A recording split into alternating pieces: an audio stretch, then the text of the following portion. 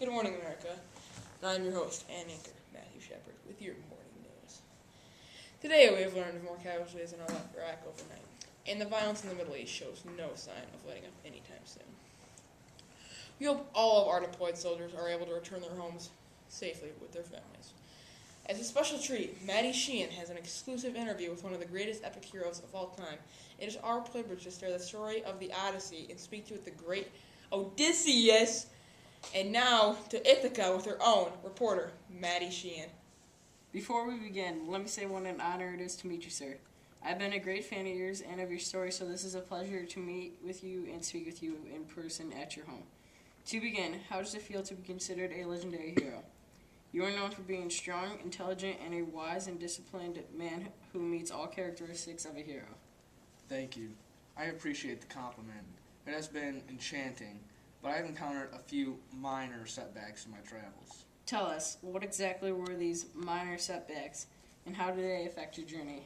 Well, first off, I was forced to abandon my wife and newborn son Telemachus to go fight in the Trojan War, which, as you can imagine, was devastating to my family. I could not begin to express how difficult it was for me to be away from my family and my home for so many years, but that is the life of a soldier. After we had crushed the Trojans, I began my journey back to Ithaca. However, the gods seemed to be against me. I was detained by Circe of Aeolia and her island, and she wished me to remain with her as her love. As appealing as this was, nothing was more important to me as my wife and my family, so I declined and went on my way. Was it smooth sailing after you departed from Circe?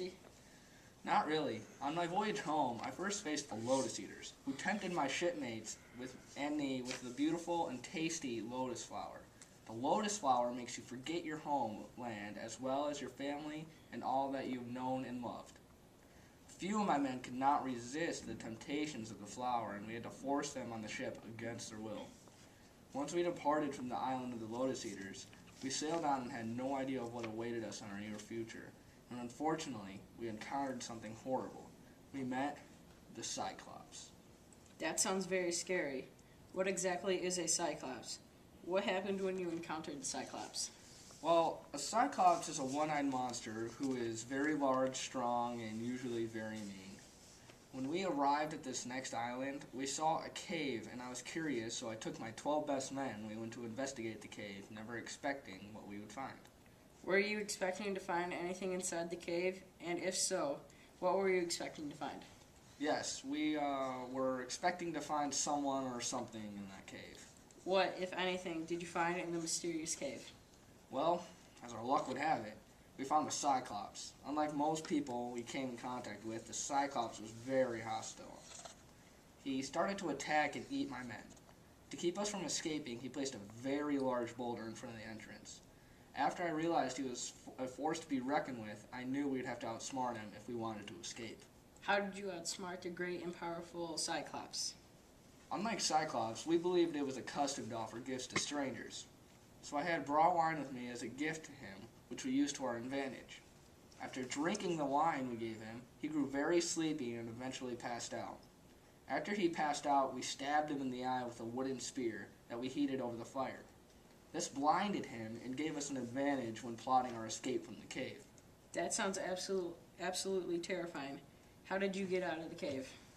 Although the Cyclops did not care for humans, he was very dedicated to his animals, and in the morning he had to move the boulder to allow his animals to leave. Unfortunately, he stood right in front of the entrance to the cave with his arms outstretched to touch everything that passed by him to prevent us from exiting the cave. How did you manage to get past him? Well, I did what any good warrior would do. Improvise. I tied 3 sheep together and tied my men underneath the middle of the sheep to escape. Since he was only touching the sheep on their tops, we were able to escape undetected. That is extremely clever of you. After you escaped, what happened next in your journey? Our next stop was on the island of Aeolia, where we visited with the most hospitable king, Aeolus, the king of the winds. As custom dictated, he provided us with a gift, which was a sack containing all the winds except the favorable west winds to help aid us in our journey home. That sounds like a very helpful gift. You must have been so appreciative of it after all the time and troubles you had already encountered at sea. Actually, this did not turn out to be quite as helpful as we hoped. My foolish men opened the sack, believing it was gifts and riches, when they did this, a storm was let out that drove us all the way back to Aeolia. How unfortunate. I hate to ask, what happened next?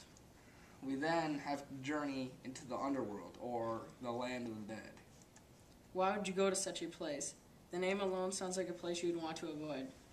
Well, we were instructed to go by Circe that if we wanted to return home, we had to go there. What was so special about you traveling to this place? We had to consult the blind prophet Tiresias, who gave me wise information and instructed me to make some sacrifices. Where did your journey take you next? We had to travel to the land of the Sirens. The Sirens' song lures sailors to their destruction. To prevent myself from being drawn to the music, I had to have my shipmates tie me to the mast. As we continued through our journey, the rough seas in Scylla and Charybdis made it hard for us to travel, and 6 men were eaten by the 6-headed monster Scylla. After my fellow shipmate Eurylochus persuaded my shipmates to eat the cattle, another storm caused our ship to go down, and everyone on board died except me.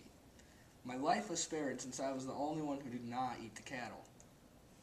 Thank you, Odysseus, for sharing your amazing experiences. I know you had to make incredible sacrifices being away from your family as a soldier for your country. Your dedication and valor was appreciated.